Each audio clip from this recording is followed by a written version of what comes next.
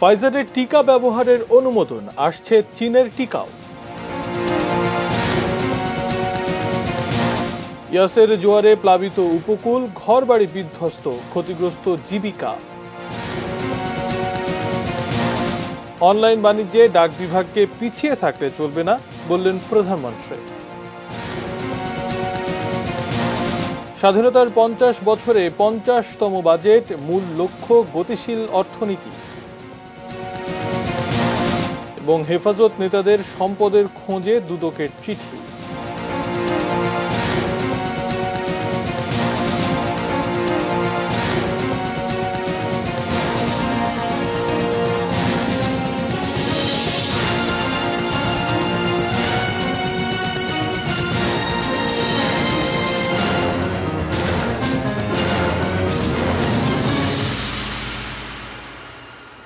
দেখছেন ATN news at 8-এ। আপনাদেরকে আমন্ত্রণ জানাচ্ছি, আমি মাশায়েক শশী। সংবাদ শিরোনাম শুনছিলেন। VSL angle channel HB VSL Bikrampur steel limited. এবার বিস্তারিত। যুক্তরাষ্ট্রের কোম্পানি ফাইজারের টিকা বাংলাদেশে জরুরি ব্যবহারের জন্য অনুমোদন দিয়েছে ঔষধ প্রশাসন অধিদপ্তর। বৃহস্পতিবার মহাপরিচালক মেজর জেনারেল মাহবুবুর রহমানের সই করা সংবাদ বিজ্ঞপ্তিতে এই তথ্য জানানো হয়েছে। গত 24 মে ফাইজারের টিকা জরুরি ব্যবহারের জন্য অনুমোদন চেয়ে আবেদন করা হয়। 12 বছরের ঊর্ধ্বে সবাই এই টিকা নিতে পারবে। টিকাটি 2 ডোজের। প্রথম ডোজ নেয়ার 3 থেকে 4 সপ্তাহ পর দ্বিতীয় ডোজ নিতে হবে। টিকাটি -90 থেকে -60 ডিগ্রি সেলসিয়াস তাপমাত্রায় সংরক্ষণ করতে হয়। তবে 5 দিন 2 থেকে 8 ডিগ্রি এবং 2 ঘন্টা 30 ডিগ্রি সেলসিয়াস তাপমাত্রায় টিকাটির গুণাগুণ ঠিক থাকে। এ নিয়ে দেশে করোনার মোট 4টি টিকা অনুমোদন পেল। চীন থেকে 1.5 কোটি ডোজ টিকা কেনার প্রস্তাব অনুমোদন করেছে সরকারি ক্রয় সংক্রান্ত মন্ত্রিসভা কমিটি। বৃহস্পতিবার দুপুরে অর্থমন্ত্রী আ.হ.ম মুস্তফা কামালের সভাপতিত্বে অনুষ্ঠিত ক্রয় কমিটি এই অনুমোদন দেয়। বৈঠক শেষে মন্ত্রিপরিষদ বিভাগের অতিরিক্ত সচিব শাহিদা আক্তার এক ব্রিফিংয়ে সাংবাদিকদের এ তথ্য জানান। তিনি বলেন, জুন, জুলাই ও আগস্টের শেষ দিকে 50 লাখ ডোজ করে টিকা আসবে চীন থেকে। চায়না ন্যাশনাল ফার্মাসিউটিক্যালস গ্রুপ বা সিনোফার্ম থেকে বাংলাদেশ করোনা ভাইরাসের 1.5 কোটি টিকা কিনতে যাচ্ছে। বাণিজ্যিক চুক্তির আওতায় প্রথম চালানে সিনোফার্মের 50 লাখ টিকা আগামী মাসেই বাংলাদেশে আসার কথা রয়েছে।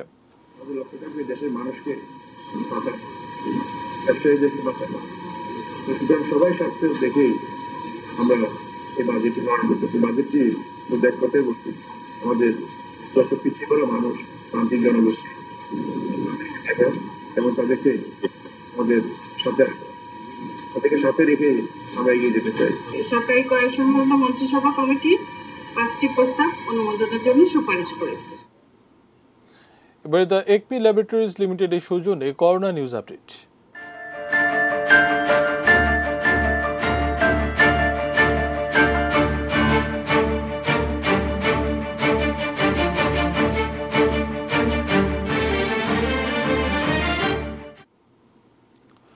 কোভিড-19 আক্রান্ত হয়ে দেশে আরও 22 জনের মৃত্যু হয়েছে। এ নিয়ে মোট মৃতের সংখ্যা দাঁড়ালো 12,480।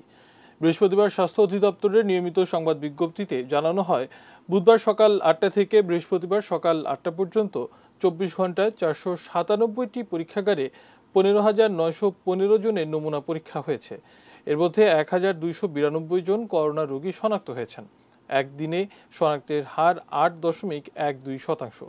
এ নিয়ে মোট আক্রান্তের সংখ্যা 7,94,985। বৃহস্পতিবার সকাল 8টা পর্যন্ত 24 ঘন্টায় সুস্থ হয়েছেন 1,291 জন। এ নিয়ে মোট সুস্থ 7,35,157 জন। কোভিডের দ্বিতীয় ডোজের টিকা পাবেন কিনা সেই শঙ্কা নিয়ে কেন্দ্রগুলোতে টিকা প্রত্যাশীদের ভিড় বেড়েছে। দ্বিতীয় ডোজের টিকা দেবার তারিখের আগেও অনেকে আসেন টিকা নিতে। কর্তৃপক্ষ বলছে, কেন্দ্রগুলোতে যে টিকা সরবরাহ করা হচ্ছে সেই অনুযায়ী টিকা দেওয়া সম্ভব হচ্ছে। বৃহস্পতিবার সকাল হতে না হতে জাতীয় নাক কান গলা হাসপাতালে মানুষের এই দীর্ঘ লাইন। তবে তার চিকিৎসা নিতে নয়, কোভিড দ্বিতীয় ডোজের টিকা নিতে এই অপেক্ষা। ফজর নামাজের পরে এসে আমরা সিরিয়াল মেনটেন করছি। 25 তারিখে আসছিলাম, কিন্তু 25 তারিখে আমি দিতে পারি নাই। 25 তারিখে লাইন বেড়ে 600-700 হয়েছে, কিন্তু তখন বললো যে আমাদের টিকা শেষ। দেন কি করা যাবে? 26 তারিখে বন্ধ। আমার ডেট ছিল 25 তারিখে, 25 তারিখে আসছি। আমার হাজবেন্ডের ডেট ছিল 24 তারিখ, 24 তারিখেও আসছে, দিতে পারে নাই কারণ টিকা শেষ হয়ে গেছে। প্রথম ডোজের টিকা নিতে যেখানে মানুষকে নানাভাবে উদ্বুদ্ধ করার চেষ্টা ছিল, এখন সেখানে তাদের দ্বিতীয় ডোজের টিকার চাহিদা পূরণে হিমশিম অবস্থা। সরকারের সাথে চুক্তিকৃত টিকা ভারতের সেরাম ইনস্টিটিউট সরবরাহ না করায় সবার দ্বিতীয় ডোজের টিকা নিয়ে শঙ্কা দেখা দিয়েছে। তবে এখন গবেষণা চলছে টিকার মিশ্র ডোজ ব্যবহার নিয়ে। সেক্ষেত্রে টিকা প্রাপ্তিতে কোনো সমস্যা থাকবে না, আর মানুষের এই উদ্বেগও কমে আসবে। প্রত্যেকদিন আমাদের যেই ভ্যাকসিনটা আসে সেই হারের অনুপাতে অনেক মানুষ চলে আসতেছে। আমাদের বরাদ্দকৃত যতটুকু ভ্যাকসিন আছে অতটুকুর বাইরে তো আর আমরা ভ্যাকসিন দিতে পারবো না। ফুরিয়ে যাবার আগে যারা এই টিকা নিতে পারছেন তাদের চোখে মুখে যেন স্বস্তি। আমি আজকে আসছি, আজকেই দিতে পারছি। আমারও শঙ্কা ছিল যে আমি পাবো না, কিন্তু পেয়ে গেছি। মজুদ থাকা টিকা শেষ হলে প্রথম ডোজ নেওয়া বাকিদের পরিণতি কি হবে সে বিষয়ে কোনো তথ্য নেই কেন্দ্রগুলোতে। এখন প্রতিদিন যে টিকা সরবরাহ হয় সেগুলোই তারা দিতে পারেন। আমাদের কাছে যতটুকু টিকা দেয়া হয় ততটুকুই আমরা প্রতিদিন দিয়ে দিচ্ছি, এবং এর বাইরে কোনো টিকা আমাদের কাছে নাই। মানুষ মনে করছে যে হয়তো টিকা পাবে না, এই সংখ্যা থেকে অনেকেই হয়তো লাইনটা ঠিকমতো রাখা যাচ্ছে না। এই কারণে আমরা প্রথম যারা আসতেছে, প্রথম 500 জনকে আমরা এটা শুরু করেছি গত পরশুদিন থেকে। জাস্ট প্রথম 500 জনকে আমরা টোকেন দিয়ে দিচ্ছি, তারপরে যাতে অন্যরা যাতে সারাদিন বসে থেকে তো লাভ নেই। Aminul Islam, ATN news, Dhaka.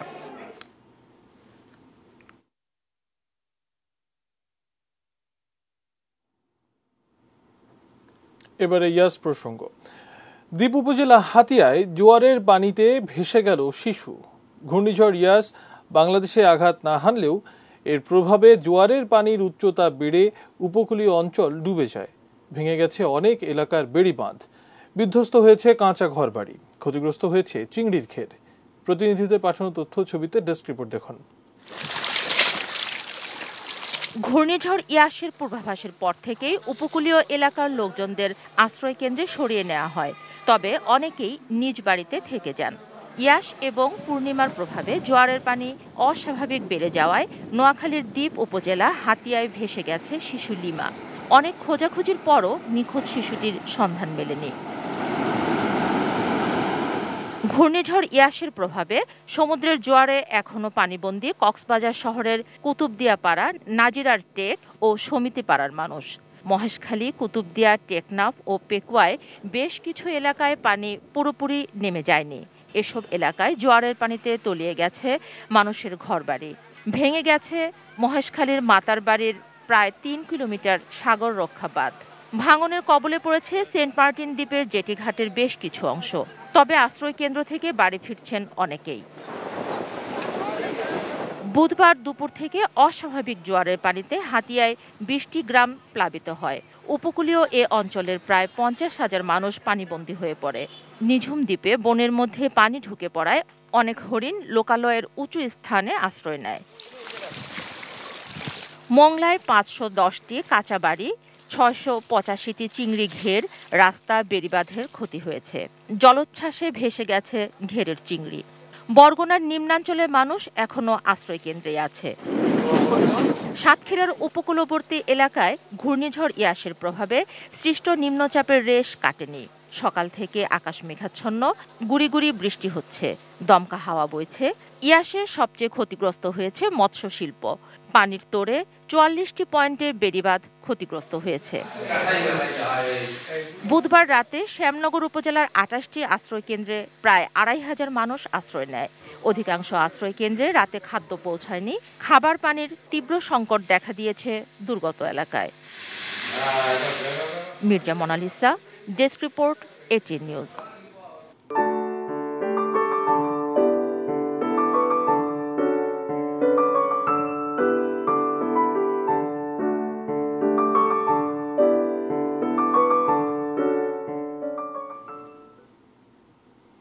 দেখছেন নিউজ এট 8।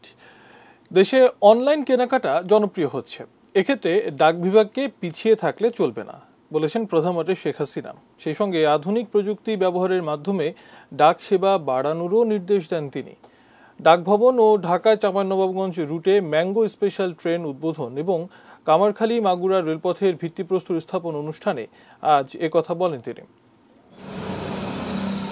আনুষ্ঠানিকভাবে যাত্রা শুরু হলো ডাক বাক্সের আদলে নির্মিত ডাক অধিদপ্তরের সদর দপ্তর ডাক ভবনের। রাজধানীর আগারগাঁওয়ে প্রায় 92 কোটি টাকা ব্যয়ে নির্মিত হয়েছে দৃষ্টিনন্দন এই ভবনটি। 14 তলায় ভবনে রয়েছে 2টি বেসমেন্ট, থাকছে সুসজ্জিত সমৃদ্ধ লাইব্রেরি, আধুনিক পোস্টাল মিউজিয়াম, সুপরিসর auditorium, cafeteria, day care centre, medical সুবিধা, অগ্নি নির্বাপক ব্যবস্থা এবং সার্বক্ষণিক ওয়াইফাই সহ তথ্য প্রযুক্তির অন্যান্য সুবিধা। বৃহস্পতিবার সকালে গণভবন থেকে ভিডিও কনফারেন্সিং এর মাধ্যমে এই ভবনটির উদ্বোধন করেন প্রধানমন্ত্রী শেখ হাসিনা। প্রধানমন্ত্রী নতুন এই ভবনটির প্রশংসা করে বললেন, ডাকবাক্সের কথা তো এখন মানুষ প্রায় ভুলেই যাচ্ছে। এই ভবনটি দেখলে মনে হবে যে না, একটা বাক্স অন্তত আছে। আসলে লেটার বক্স সবাই ভুলে যাচ্ছে। এখন তো সবাই ওই হয় SMS করে, না ইমেল করে, বা মেসেজ পাঠায়। তো কাজে চিঠি লেখা তো এখন অনেকটা নাই। তো এটা যাতে ভুলে না যায়, তো সেটা এই বিল্ডিংটা দেখলে সেটা মনে হবে না এটা লেটার বক্স আছে, এটাই থাকবে। অনলাইন কেনাকাটার ক্ষেত্রে ডাক বিভাগকে এগিয়ে আসার নির্দেশ দেন প্রধানমন্ত্রী। শুধু চিঠিপত্র নয়, খাদ্যদ্রব্যের মতো পচনশীল পণ্য পরিবহনে কুলিং ব্যবস্থা সহ ওয়্যার হাউস নির্মাণের তাগিদ দেন তিনি। যেহেতু অনলাইন ক্রয় বিক্রয় জনপ্রিয়তা লাভ করছে, কাজে ডাকঘর পিছিয়ে থাকলে চলবে না। ডাক বিভাগকে এ ব্যাপারে আরও দ্রুত ব্যবস্থা নিতে হবে, নইলে এটা একটা বড় ব্যবসা ডাক বিভাগের জন্য হবে। পরে অন্য একটি অনুষ্ঠানে কামারখালী হয়ে মাগুরা শহর পর্যন্ত নতুন রেল লাইন নির্মাণ প্রকল্পের ভিত্তিপ্রস্তর স্থাপন করেন শেখ হাসিনা। দেশের প্রতিটি জেলাকে রেল নেটওয়ার্কের আওতায় আনার সরকারি ঘোষণার আলোকে মাগুরাকেও অন্তর্ভুক্ত করা হচ্ছে। মাগুরা কখনো রেল লাইন ছিল না, কিন্তু তাদের পাশ দিয়ে রেল লাইন চলে গেছে। সেই জন্য বহুদিন থেকে মাগুরাবাসীর একটা আকাঙ্ক্ষা ছিল যে এই রেল লাইনটা সামান্য কয়েক মাইল একটু করে মাগুরা একটা স্টেশন করে দিলে সেই মাগুরার সাথে একটা মধুখালী কামারখালী হয়ে একটা যোগাযোগ, যেটা পদ্মা সেতু হওয়ার পর এর সুফলটা মাগুরাবাসীও পাবে। তবে সেখানে আরেকটু জায়গা বোধহয় একটু বাকি থেকে যায়, আমাদের মেহেরপুর পর্যন্ত। আমি মনে করবো যে রেলওয়েকে এটা একটু দেখতে হবে। এ সময় সুলভ মূল্যে আম পরিবহনে ঢাকা চাঁপাইনবাবগঞ্জ রুটে ম্যাঙ্গো স্পেশাল ট্রেনের উদ্বোধন করেন তিনি। প্রতিদিন 2টি ম্যাঙ্গো স্পেশাল ট্রেন এই রুটে যাতায়াত করবে। ডাক বিভাগের যে সেবাটা রেলের মাধ্যমে সমগ্র বাংলাদেশে যাতে পৌঁছায়, তার ব্যবস্থাটাও আমরা নিচ্ছি। এতে আমাদের কৃষকরা যার উৎপাদিত পণ্য বা শিল্পের উৎপাদিত পণ্য সেগুলি বাজারজাত করা বা রপ্তানি করা সর্বক্ষেত্রেই অনেক বেশি সম্প্রসারিত হবে। Rezwan Foyez, ATN news, Dhaka. সাতক্ষীরার কলারোয়ায় শেখ হাসিনার গাড়িবহরে হামলার ঘটনায় দণ্ডপ্রাপ্ত 7 জনকে হাইকোর্টের দেয়া জামিন স্থগিত করা হয়েছে। রাষ্ট্রপক্ষের আবেদনের পরিপ্রেক্ষিতে আপিল বিভাগের চেম্বার বিচারপতি হাসান ফয়েজ সিদ্দিকী বৃহস্পতিবার এই আদেশ দেন। আগামী রোববার পর্যন্ত জামিন স্থগিত করে আবেদনটি সেদিন আপিল বিভাগের নিয়মিত বেঞ্চে শুনানির জন্য রাখা হয়েছে। দণ্ডপ্রাপ্ত 18 জনের জামিন আবেদনের শুনানি নিয়ে গত মঙ্গলবার হাইকোর্ট বেঞ্চ 7 জনকে অন্তর্বর্তীকালীন জামিন দিয়েছিলেন। দণ্ডপ্রাপ্ত আসামি আব্দুস সাত্তার, আব্দুস সামাদ, গোলাম রসুল, জহুরুল ইসলাম, রাকিব, শাহাবুদ্দিন ও মোহাম্মদ মনিরুল ইসলামকে 4 মাসের জামিন দেওয়া হয় হাইকোর্টের ওই আদেশে। বাকিদের বিষয়ে রোববার আদেশ হওয়ার কথা রয়েছে। ধর্ষণের শিকার হয়ে চিকিৎসাধীন এক মুক্তিযোদ্ধার স্ত্রীকে দেখতে 2002 সালের 30 আগস্ট সাতক্ষীরা সদর হাসপাতালে যান তখনকার বিরোধী দলীয় নেতা শেখ হাসিনা। সড়কপথে ঢাকায় ফেরার সময় কলারোয়া উপজেলা বিএনপি অফিসের সামনে তার গাড়ি বহরে হামলা হয়। এখানে 4টি মামলায় বেল দেয় হাইকোর্ট। সেই 4টি মামলার বেলের এগেন্স্টে আমরা সুপ্রিম কোর্টে আপিল ফাইল করলে টোটাল হচ্ছে 7 জন আসামি। তাদের আজকে স্টে করছেন সেই হাইকোর্টের জামিন আদেশটা এবং রোববার এটা শুনানির জন্য আসবে। তো যেহেতু স্টে থাকার কারণে এখন তাদের এই জামিন আদেশটা কার্যকর হবে না, রোববার পর্যন্ত ফুল কোর্টে শুনানি না হবে। এবারে বাজেট প্রসঙ্গ।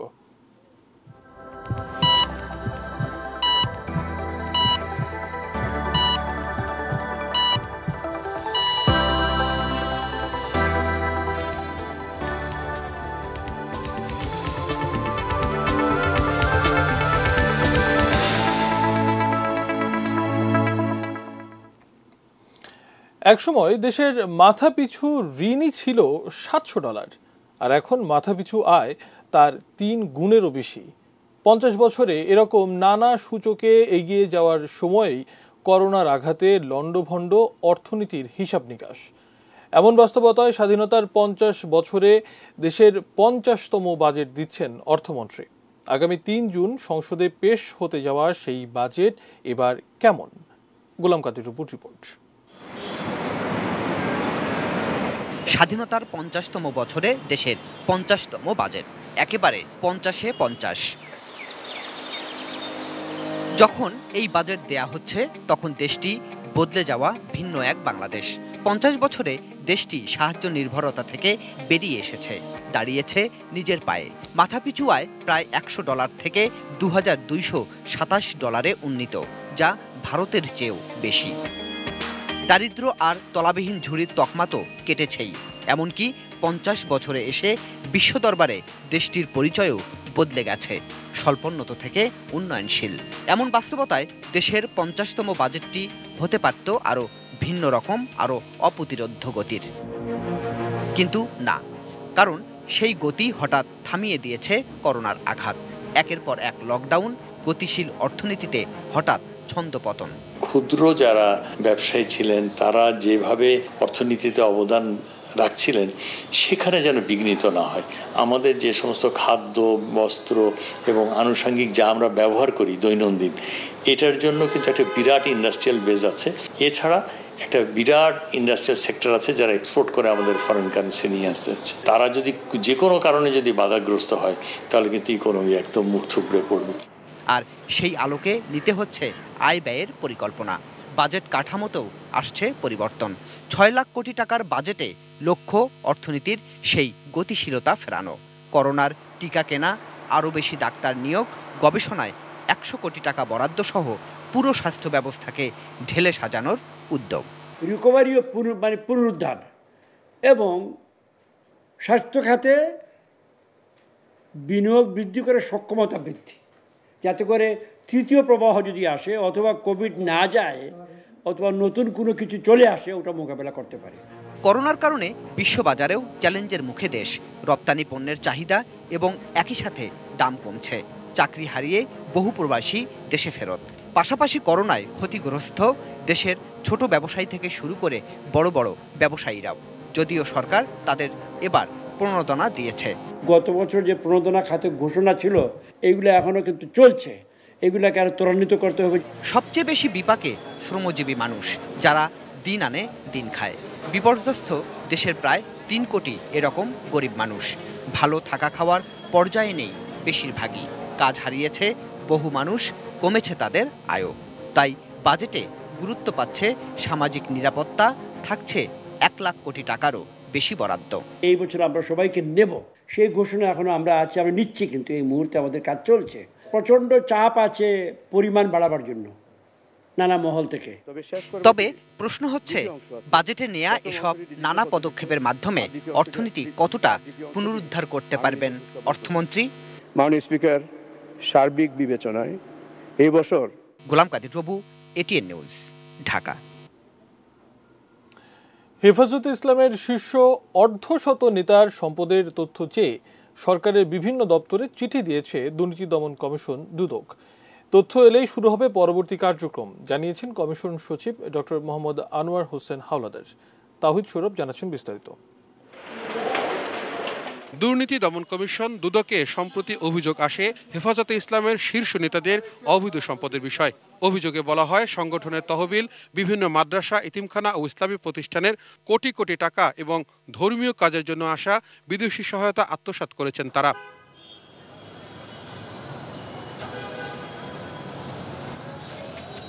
ঘটনা অনুসন্ধানে কমিটি করে দুদক। সেই কমিটি এবার জুনায়েদ বাবুনগরী সহ হেফাজতের অর্ধশত নেতার সম্পদের তথ্য চেয়ে সরকারের 4টি দপ্তরে চিঠি দিয়েছে। আমরা যেসব জায়গায় প্রয়োজন সেই সব জায়গায় তথ্য চেয়েছি। তথ্যগুলো পাওয়ার পরে আপনার ওই প্রশ্নগুলো আসবে, প্রাথমিকভাবে তথ্যগুলো পাওয়ার পর। সম্পদের তথ্য চাওয়া হেফাজত নেতাদের মধ্যে রয়েছেন সংগঠনের আহ্বায়ক কমিটির প্রধান জুনায়েদ বাবুনগরী, হেফাজতে ইসলামের সাবেক কেন্দ্রীয় নায়েবে আমির আহমদ আব্দুল কাদের ও মাহফুজুল হক, যুগ্ম মহাসচিব জুনায়েদ আল হাবিব, মামুনুল হক, নাসিরউদ্দিন মনির, জালালউদ্দিন, অর্থ সম্পাদক মনির হোসেন কাশিমি সহ আরো অনেকে।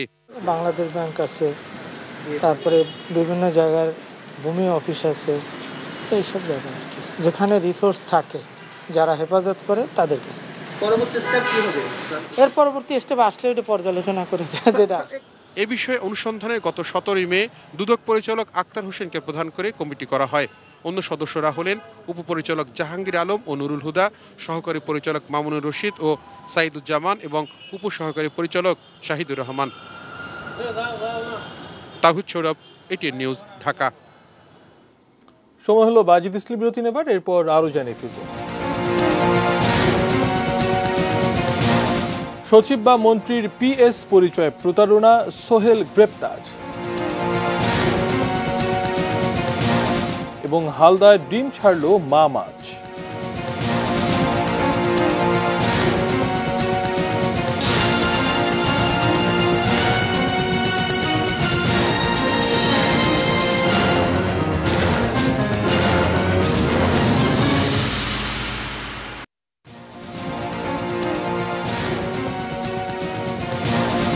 ফাইজারের টিকা ব্যবহারের অনুমোদন আসছে চীনের টিকাও। ইয়াসের জোয়ারে প্লাবিত উপকূল, ঘরবাড়ি বিধ্বস্ত, ক্ষতিগ্রস্ত জীবিকা। অনলাইন বাণিজ্যে ডাক বিভাগকে পিছিয়ে থাকলে চলবে না, বললেন প্রধানমন্ত্রী। স্বাধীনতার 50 বছরে 50তম বাজেট, মূল লক্ষ্য গতিশীল অর্থনীতি। এবং হেফাজত নেতাদের সম্পদের খোঁজে দুদকের চিঠি।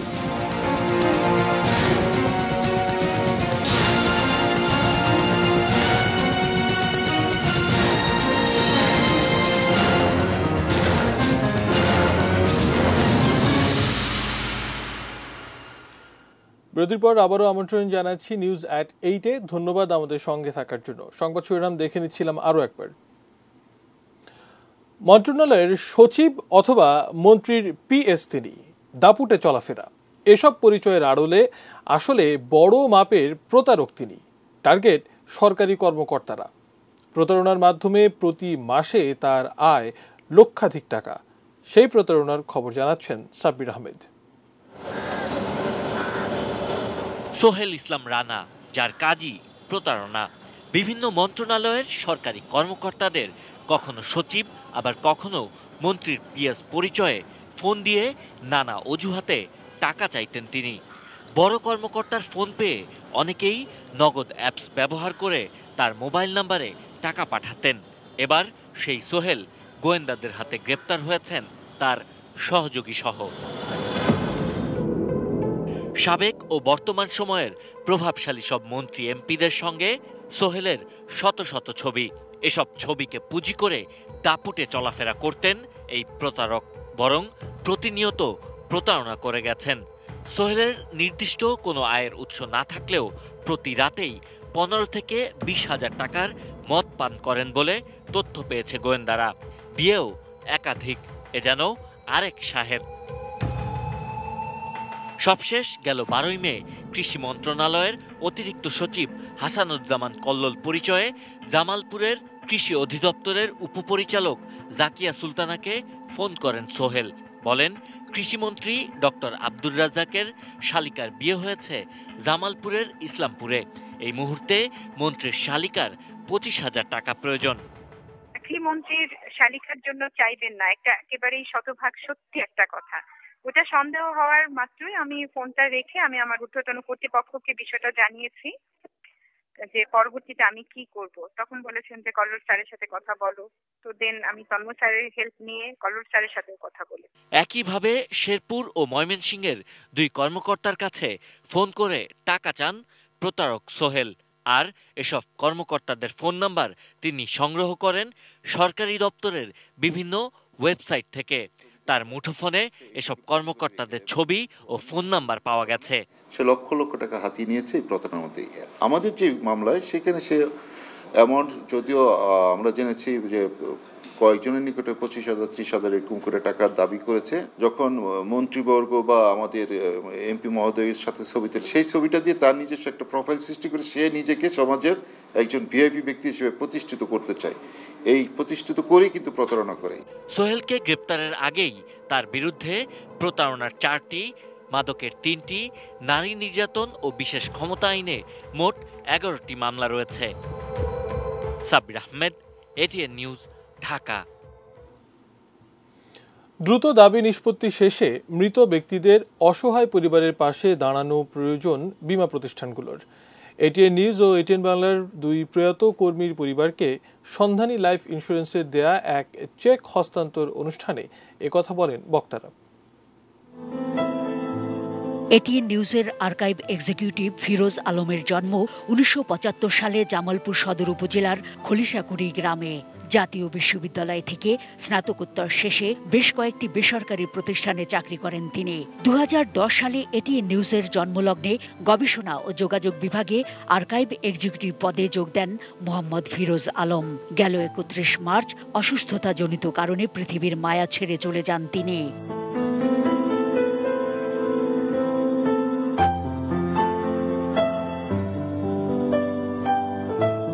বৃহস্পতিবার গ্রুপ বিমার চুক্তি অনুযায়ী তার পরিবারের হাতে বিমা দাবির চেক তুলে দেয় সন্ধানী লাইফ ইন্স্যুরেন্স কর্তৃপক্ষ।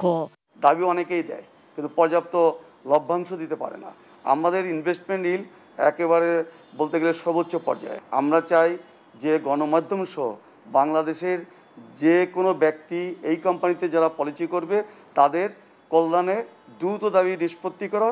এ সময় এটিএন বাংলার ড্রাইভার আজহারুল ইসলামের সন্তানের হাতেও প্রতিষ্ঠানটি তুলে দেয় অর্থ সহায়তার চেক। তবে দ্রুত দাবি নিষ্পত্তি না করে যেসব বীমা প্রতিষ্ঠান প্রতারণা বা বিলম্ব করে, অসহায় পরিবারের পাশে দাঁড়ানোরও দাবি ওঠে ওইসব বীমা প্রতিষ্ঠানগুলোর প্রতি। অনেক প্রতিষ্ঠান আছে যে সন্ধানের মতো এত দ্রুত নিষ্পত্তি করে না। আমার আহ্বান তাদের প্রতি যেন তারা মৃত ব্যক্তির পরিবার, অসহায় পরিবারের পাশে দাঁড়ায়, তারা প্রতারণা না করে সহযোগিতার হাত বাড়াইতে। Mahfuza Muslehi, ATN news, Dhaka. ভারতের পুনে শহরে যৌন নির্যাতনের শিকার হয়েছেন এক বাংলাদেশি তরুণী। নির্যাতনকারীরা ঘটনার ভিডিও ধারণ করে সামাজিক যোগাযোগ মাধ্যমে ছড়িয়ে দিয়েছে। নির্যাতনকারীদের মধ্যে ঢাকার মগবাজারের বখাটে টিকটকার হৃদয় বাবু রয়েছে বলে নিশ্চিত করেছে পুলিশ।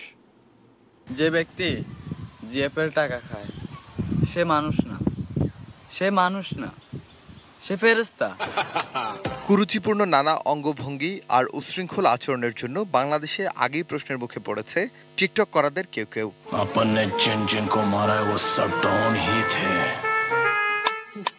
এবার টিকটকার হৃদয় বাবু ও তার সহযোগীদের নির্যাতনের শিকার হয়েছেন এক বাংলাদেশি তরুণী।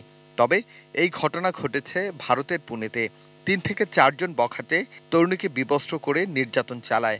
পরে সেই নির্যাতনের চিত্র সামাজিক যোগাযোগ মাধ্যমে ভাইরাল করেছে বখাটে টিকটকার হৃদয় বাবু। আগে থেকেই এই ধরনের নোংরা কাজের সঙ্গে যুক্ত ছিল এবং টিকটকের নামে বিভিন্ন ধরনের অসামাজিক কার্যকলাপ করত।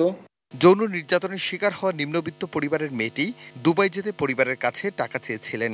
টাকার অভাবে দুবাই যাওয়ার স্বপ্ন পূরণ না হওয়া মেয়েটি কিভাবে ভারতের পুনে শহরে গেল সে উত্তর নেই পুলিশের কাছে।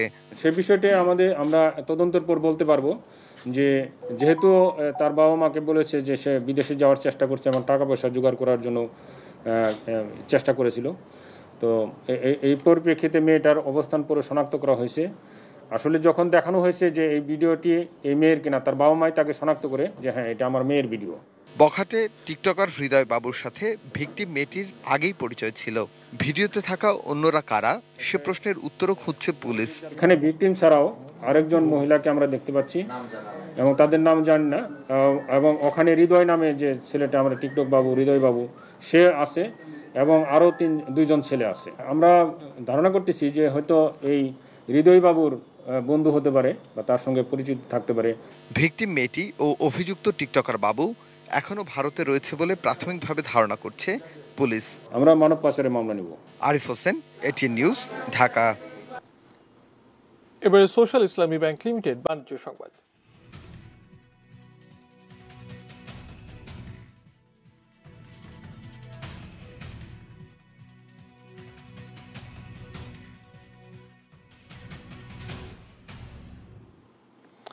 ম্যাঙ্গো স্পেশাল ট্রেনে প্রথম দিনেই পরিবহন হলো প্রায় 6000 কেজি আম। চাঁপাইনবাবগঞ্জ থেকে এই আম ঢাকায় সরবরাহের জন্য তোলা হয়। রাজধানী সহ দেশের বিভিন্ন জায়গায় আম, লিচু সহ কৃষিপণ্য কম খরচে পরিবহনের জন্য চালু হয়েছে ট্রেনটি। রেলওয়ে পশ্চিমাঞ্চলের প্রধান বাণিজ্যিক কর্মকর্তা আহসানুল্লাহ ভূঁইয়া জানান, ট্রেনের 5টি ওয়াগনে আম সহ মোট 200 টন কৃষি পণ্য পরিবহন করা যাবে। ঢাকার পথে এই ট্রেন আম সহ কৃষিপণ্য তোলার জন্য রাজশাহী সহ আরও 7টি স্টেশনে থামবে। চাঁপাইনবাবগঞ্জ থেকে প্রতি কেজি আম 1 টাকা 31 পয়সা এবং রাজশাহী থেকে নেওয়া হবে 1 টাকা 17 পয়সা, যেখানে কুরিয়ার সার্ভিসে কেজি প্রতি আম পাঠাতে খরচ প্রায় 20 টাকা। গত বছর প্রথমবারের মতো ম্যাঙ্গো স্পেশাল ট্রেন চালু করে রেলওয়ে। সেবার 857 টন আম সহ কাঁচামাল পরিবহন করে রেল কর্তৃপক্ষ আয় করে 9,30,000 টাকা।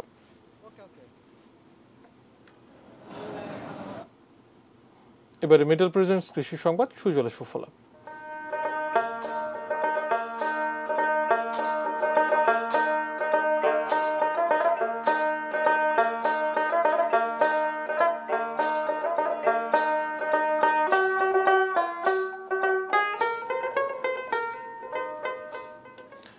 দীর্ঘ প্রতীক্ষার পর দক্ষিণ এশিয়ার একমাত্র প্রাকৃতিক মৎস্য প্রজনন কেন্দ্র হালদা নদীতে ডিম ছেড়েছে মা মাছ। ডিম সংগ্রহের পর মাছের রেণু উৎপাদনে এখন ব্যস্ত সময় পার করছে হালদাপাড়ের জেলে ও ডিম সংগ্রাহকরা। বুধবার দিবাগত রাতে হালদা নদীতে পূর্ণাঙ্গ রূপে ডিম ছাড়ে কার্প জাতীয় মা মাছ। নদীতে অপেক্ষমান 383টি নৌকায় প্রতিজন গড়ে 3 থেকে 4 কেজি করে ডিম সংগ্রহ করেছেন। হালদা বিশেষজ্ঞরা বলছেন, গত বছরের তুলনায় এবার ডিম পাওয়ার পরিমাণ অনেক কম। হালদায় লবণাক্ততা, ইঞ্জিন চালিত বোটের চলাচল ও নদী দূষণ সহ নানা কারণে ডিমের পরিমাণ কম পাওয়া গেছে। ফলে পর্যাপ্ত ডিম না পাওয়ায় হতাশ মৎস্যজীবীরা। ডিম সংগ্রহের পর সনাতন কূপ পদ্ধতিতে বা সরকারি হ্যাচারিতে ডিম থেকে রেণু উৎপাদন করেন হালদার জেলেরা। পরে রেণু সংগ্রাহকদের কাছে তা বিক্রি করে ভালো মুনাফা পান তারা। অনুকূল পরিবেশ না থাকা এবার ডিম ছাড়ছিল না মা মাছ। পরে 26 মে 2 দফায় নমুনা ডিম দেওয়ার পর বুধবার পূর্ণাঙ্গ রূপে ডিম ছাড়ে। সাইক্লোনিয়াসের কারণে সাগরের যেই উন্মত্ততা, সাগরের যেই পানির লেভেল বেড়ে গেছে এবং পানির লেভেল বাড়াতে হালদা নদীর মধ্যে জোয়ারের সময় প্রচুর পরিমাণে লবণাক্ত পানি অনুপ্রবেশ ঘটে। বিরূপ পরিবেশ এবং বিরূপ প্রাকৃতিক বাধার কারণে এবার সেই প্রত্যাশিত ডিম সংগ্রহ হয়নি। সময় হলো আরো একবার বাজিদ স্টিল বিরতি নেবার। অন্যান্য খবরের সাথে আরো জানিয়ে ফিরব। বিতর্কিত প্যাট্রিয়ট ল পাশ করল হংকং।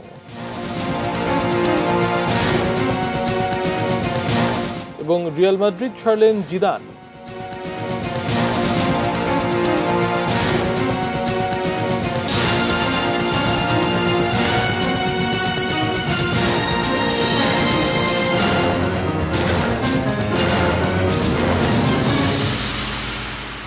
বিরতির পর আবারও আমন্ত্রণ জানাচ্ছি নিউজ অ্যাট 8-এ। ধন্যবাদ আমাদের সঙ্গে থাকার জন্য। দেশের বাইরের খবর জানাবো।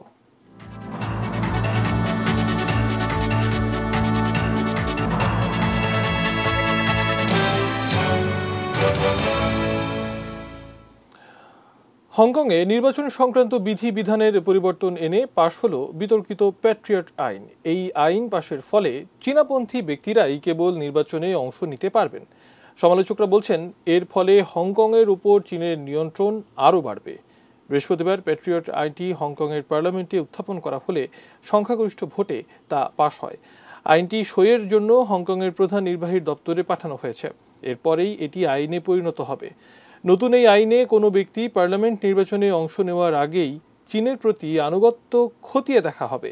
এর আগে গত মার্চে চীনের ন্যাশনাল পিপলস কংগ্রেসের সময় হংকংয়ের নির্বাচনী পদ্ধতিতে পরিবর্তন আনার পরিকল্পনা অনুমোদন দেয় বেইজিং। এই আইনটি পার্লামেন্টে উত্থাপনের আগে থেকেই বিক্ষোভ করে আসছিল গণতন্ত্রপন্থীরা। এরই মধ্যে নতুন এই আইন পাশের নিন্দা জানিয়েছে যুক্তরাষ্ট্র, ব্রিটেন ও ইউরোপীয় ইউনিয়ন।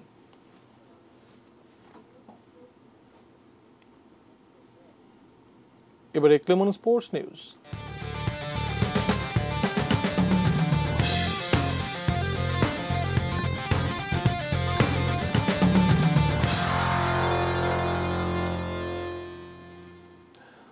বৃষ্টির আশঙ্কা নিয়েই শুক্রবার সিরিজের তৃতীয় ওয়ানডে ম্যাচে মুখোমুখি হবে বাংলাদেশ এবং শ্রীলঙ্কা। 2 ম্যাচ জিতে আগেই সিরিজ নিশ্চিত করা স্বাগতিকদের ব্যাটিং পারফরমেন্স নিয়ে খুশি নন অভিজ্ঞ মাহমুদুল্লাহ রিয়াদ। আর লঙ্কান কোচ মনে করেন, টাইগার স্পিনারদের কাছে সিরিজ হারতে হয়েছে তাদের। দুই দলের লড়াই শুরু দুপুর 1টায়। Mushfiqur Rahim picking up a very good 100।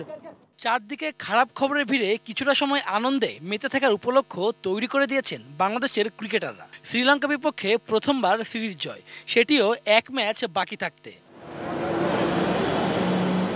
এমন সাফল্যে ক্রিকেটাররা খুশি হলেও আত্মতুষ্টিতে ভুগছেন না। তাদের স্বপ্ন সিংহ বধ করে আইসিসি সুপার লিগে 60 পয়েন্ট অর্জন। 50 পয়েন্ট নিয়ে এখন টেবিলে শীর্ষে আছে টাইগাররা।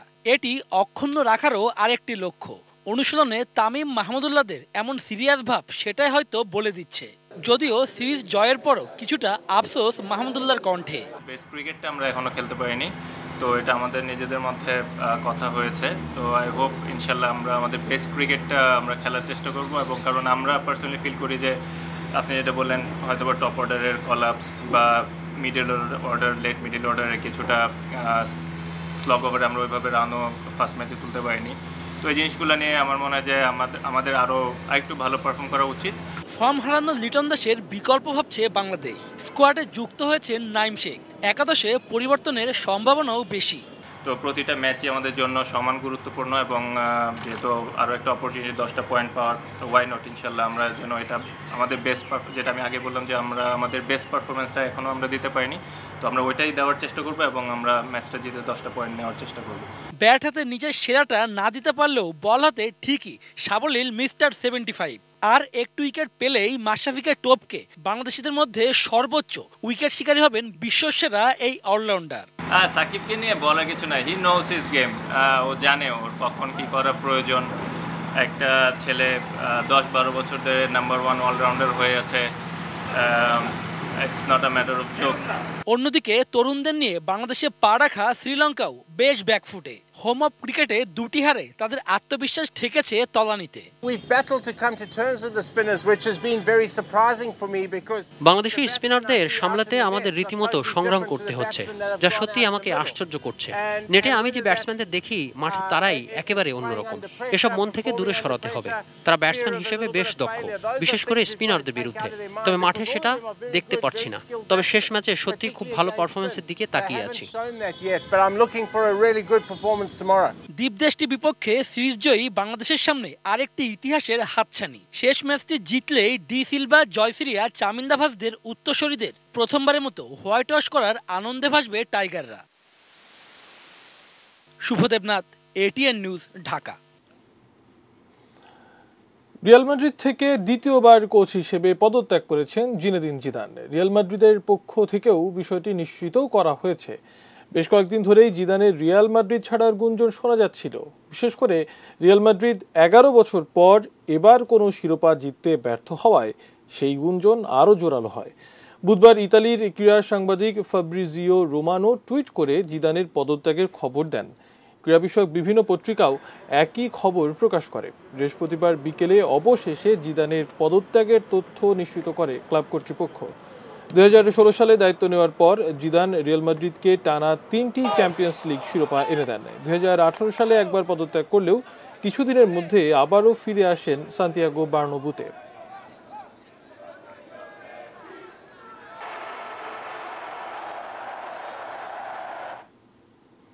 এবার এক নজরে শিরোনামগুলো জানিয়ে দিচ্ছি আরও একবার। ফাইজারের টিকা ব্যবহারের অনুমোদন আসছে চীনের টিকাও। ইয়াসের জোয়ারে প্লাবিত উপকূল, ঘরবাড়ি বিধ্বস্ত, ক্ষতিগ্রস্ত জীবিকা। অনলাইন বাণিজ্যে ডাক বিভাগকে পিছিয়ে থাকলে চলবে না, বললেন প্রধানমন্ত্রী। স্বাধীনতার 50 বছরে 50তম বাজেট, মূল লক্ষ্য গতিশীল অর্থনীতি। হেফাজত নেতাদের সম্পদের খোঁজে দুদকের চিঠি।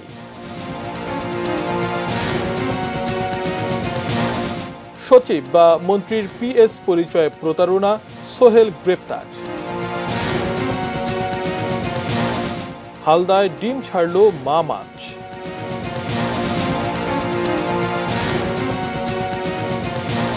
বিতর্কিত প্যাট্রিয়ট ল পাশ করল হংকং।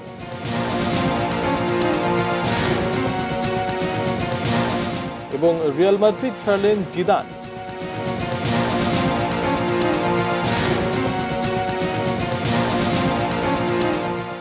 এই ছিল নিউজ অ্যাট 8। সঙ্গে থাকুন, দেখতে থাকুন ATN নিউজ। ATN নিউজের ব্রেকিং নিউজ আপনার মোবাইলে পেতে টাইপ করুন START স্পেস AN এবং পাঠিয়ে দিন 5959 নম্বরে। ধন্যবাদ।